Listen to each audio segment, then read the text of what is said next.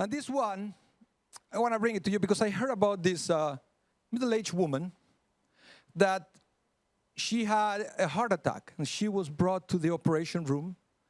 And on the operation table, she had a near encounter with God. She was in front of God, and she said to God, she asked God, "This is it? I'm done?" And God looked at her and said, "No, you still have another 40 years to live." So she wakes up, and then she started thinking about all the missed opportunities in life. So she decided to stay at the hospital, and she got a facelift, she got a nose job, she got liposuction, she got a tummy tuck, and she dyed her hair. 3 weeks later, she leaves the hospital, and she gets hit by an ambulance, and she died. She's again in front of God and said, "God, you told me I'd still have another 40 years. And God looked at her and said, "Oh, I'm sorry I didn't recognize you." So I want to talk to you today about the world have changed. Have you? The world has changed. Have you? If there is something that I learned during my life is most of the time successful people know how to change with the times. Just because something worked perfectly well 5 years ago, it doesn't mean that it's going to work today or even that it's going to be relevant today. Things change, the world changed, and we have to learn to change with whatever life brings to us. Because you know what? It's very easy to get afraid of change. I understand. Sometimes I've known people who had a failed relationship. That was in the past. But now they won't take the chance to start a new relationship. Sometimes people in the past fail in a job. But it doesn't mean that they are going to fail now. Maybe you fail at university and now you quit. You don't want to know anything about it. Well, today is a new day. Maybe you should try again. Sometimes we have to learn, we have to give permission to ourselves to change and to try again. And I know many people, when they have a new opportunity in front of them, the first thing they think is, what if I fail? And my answer to those people is always the same. What if you succeed? Because you have to always look at the positive side of whatever is in front of you. I heard this story from 1927. You see, after 30 years of silent movies, somebody came to Harry Warner's office, you know, the guy from the Warner Brothers, with a brilliant idea. They tried to sell him the concept of start producing movies with sound. And Harry Warner said, "Who the heck would like to pay to hear actors talk?" Can you imagine? Many things that happened after that. He wasn't ready to change. Thank God eventually they did, and now we know that they are great producers of movies. There is a story from the Torah that it happens exactly the same.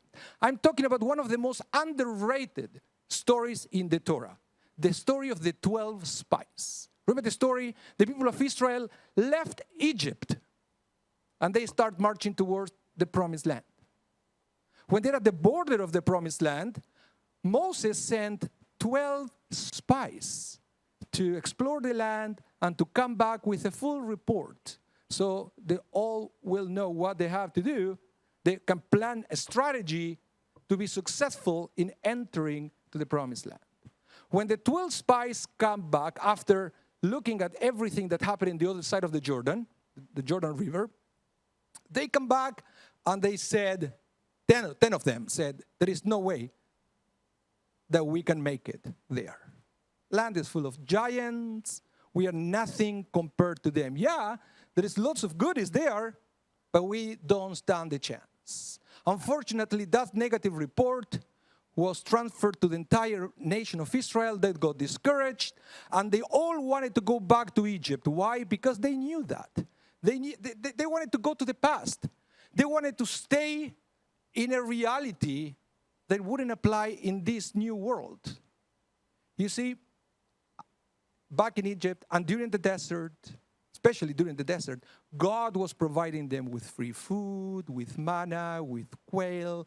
Water will come from the ground. They didn't have to do much. They have certain people that they were more important than others. But whenever they will enter to the promised land, all that was going to change.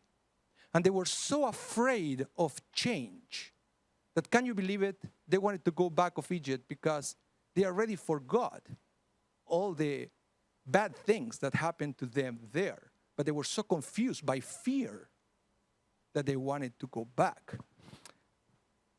And I understand, because something that I learned about human beings is we, by nature, we run away from discomfort. We try to do all the possible to be comfortable, and we try to do whatever we can to stay away from anything that brings us any level of discomfort. But we have to learn, if we want to change, that sometimes we have to embrace discomfort. There are many things in life that they are discomfortable and uncomfortable, but necessary. You see, if you get offered a new job, you know that it's going to be uncomfortable at the beginning, lots of new things to learn. So maybe the first reaction is, no, I won't do it because I'm okay where I am. That is unnecessary discomfort. Perfect example, going to the gym. You probably heard the famous phrase for all personal trainers: no pain, no gain. If you don't embrace that discomfort that happens at the gym, you will never get the results you want. Same thing happened with people who don't want to pursue the next level in education. You know how difficult university is? It's very uncomfortable. Who wants to stay up late every day studying for the next day exams? It's extremely, extremely uncomfortable, but necessary if you want to move to the next level. This is what happened to my wife. For those who don't know her, Ashira, she is a scientist. She's been working for the last few years in the HIV field for the federal government. And Ashira and her team and her group, they have this amazing project working on HIV that was going to be implemented in Canada to help all these northern communities. It was amazing to provide them with specific testing and quick diagnosis. So they work very hard for years in a 5 years process to implement these changes that they were going to be extremely beneficial for Canada. They were so excited. They were incorporating this 15 years experience working in Africa, bringing all this testing to remote locations. And when they were about to put this into action, COVID hit. Can you imagine the disappointment? Not only that, they were asked, the entire team, to switch from HIV to COVID to provide response for the new pandemic. All these people, they have to move virtually overnight from something that they were extremely familiar. They knew everything about HIV. They've been studying the virus for so many years, to something that not only that they didn't know, nobody knew. And still today, we'll know so little about this new virus. They have to put in hold this amazing project. They were working so hard to start something new. But they did. They embraced the change. They embraced the challenges, and they embraced the discomfort or starting learning something new. Eventually, they found ways to adapt all the experience on bringing HIV testing to remote locations, to bring testing for COVID to remote locations. So now they can help northern communities in all over Canada to get quick testing results and diagnosis. And I'm so proud of her because I know that because she embraced discomfort and kept moving forward, not only her and her group helped so many people, but she also grew as a scientist. Same happened with us here at the Shari Zedek. We needed to prepare a high holiday service in the middle of the pandemic. So many things we have to do for that to happen. And we knew from the beginning that if we were going to keep moving forward and to bring something online, we will have lots of discomfort, lots of uncomfortable moments. But nevertheless, we embrace discomfort. We keep moving forward, and the result is in front of you. It might not be perfect, but we are still working on it because we believe that we have to constantly adapt to become better. You see, sometimes when one door closes, you have to try and open a different door. I heard about this little boy that he had a baseball bat and a ball. He picked up the ball, he looks at the ball, and he said, I am the best hitter in the entire world. He throws the ball up,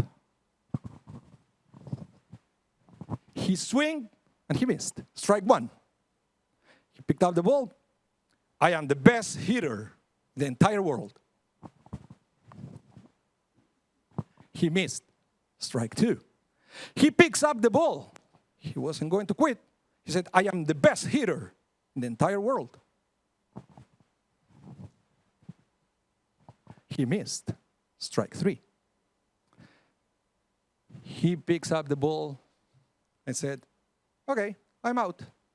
What do you know? I have to be the best pitcher in the entire world. Sometimes when one dream dries out, the solution is to dream a new dream.